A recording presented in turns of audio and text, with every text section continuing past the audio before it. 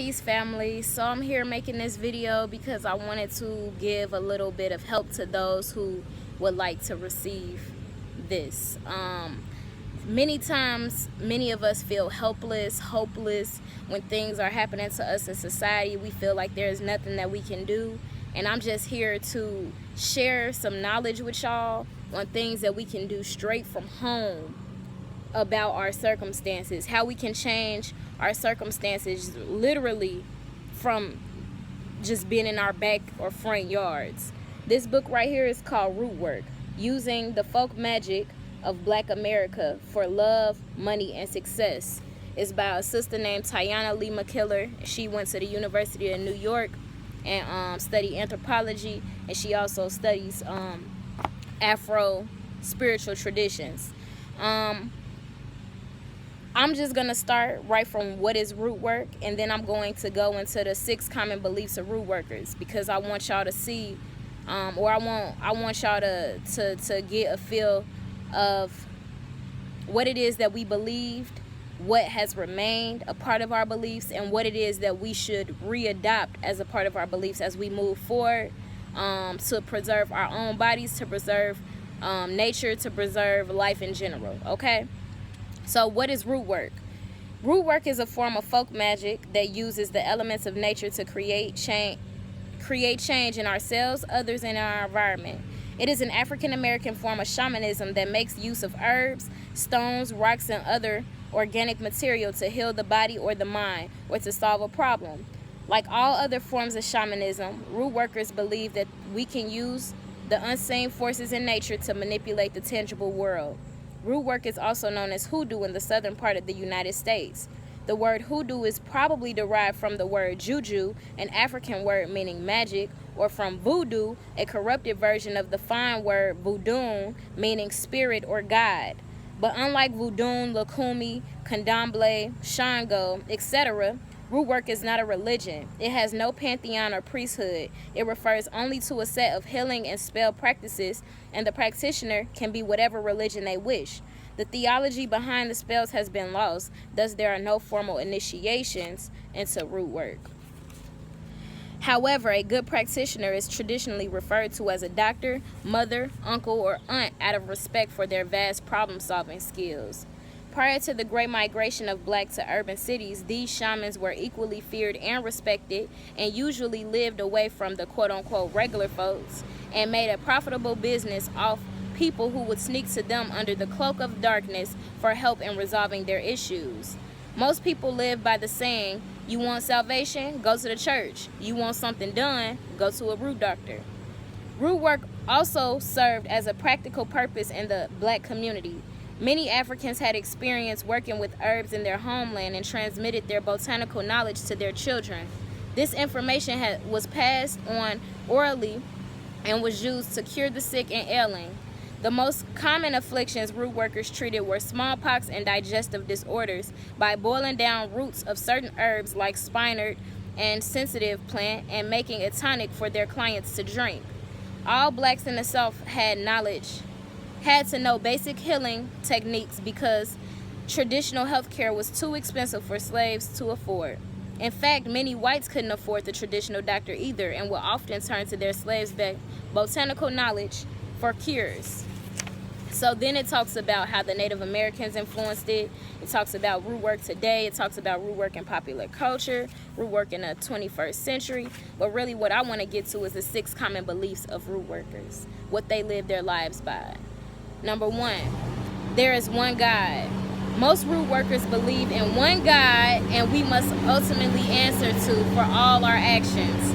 However, it is believed that underneath that supreme God exist many supernatural forces, such as angels, ancestors, etc., that can be conjured to intercede on the behalf of humans. Traditionally, most root workers were Christians, but it is important to note that root work in no way conflicted with the beliefs of the church in the minds of the people.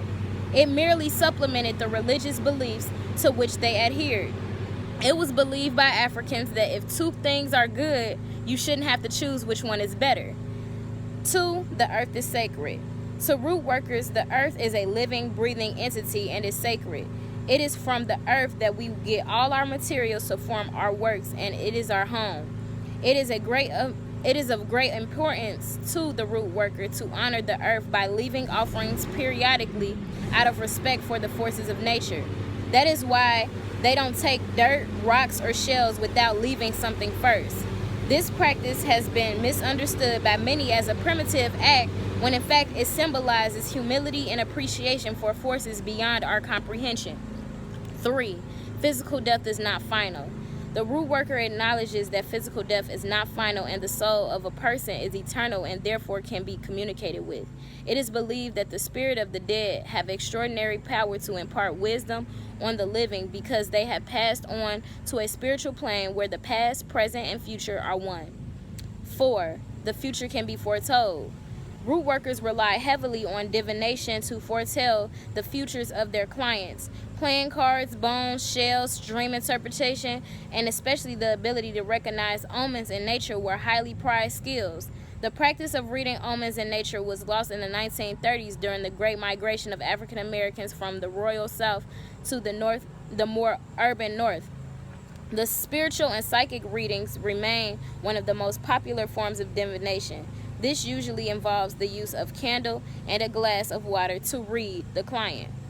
5. The right to self-defense and retaliation. I think we really need to highlight this point, okay? Root workers believe they have a right to defend themselves and or retaliate against their enemies and generally don't adhere to the traditional notion of karma. However, they do believe that the punishment must fit the crime and anything else beyond that is subject to negative repercussions.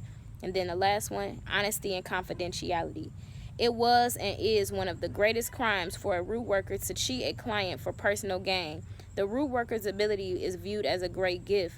One has been called to be of aid to others, just as a priest or nun is called to join the Catholic Church. Cheating a client is seen no differently from a medical doctor who purposely misleads a patient and is believed to be just as dangerous. Root workers who did this were referred to black gypsies and were rare. An honest root worker would tell the client if they could not perform a work for them, no matter what the client offered. It is also of importance that root workers keep all client information extremely confidential, as sharing personal information with others is unacceptable. Okay, so that's just a little bit. Let me tell you, this book has spells in it for success, for money, and love.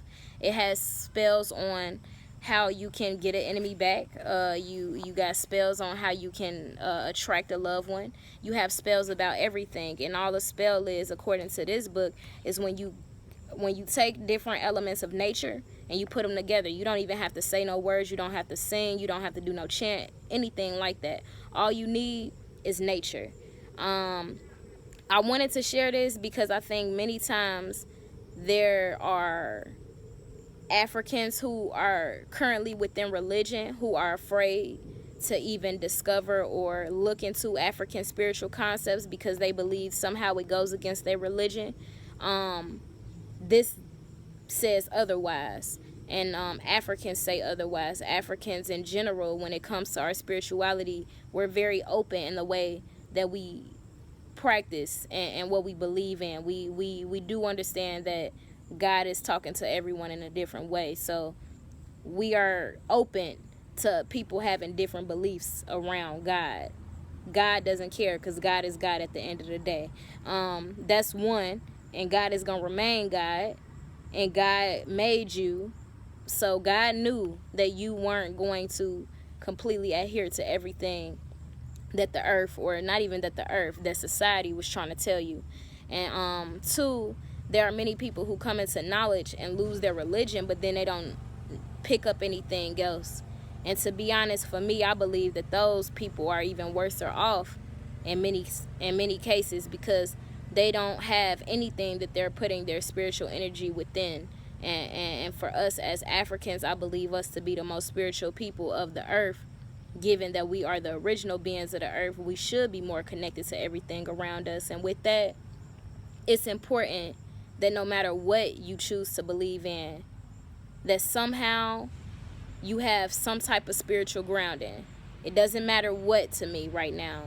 It's just I believe that to know what our ancestors knew, or to know what they believed in, to know their practices, can only help us as we move forward. It would never hurt us.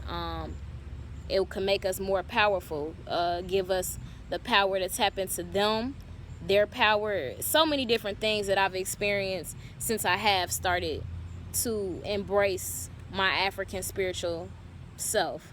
All right, this video has gotten long enough. Thank you for all those who continue to watch. I'm glad to see that you are interested in growing in your knowledge and your African spirituality.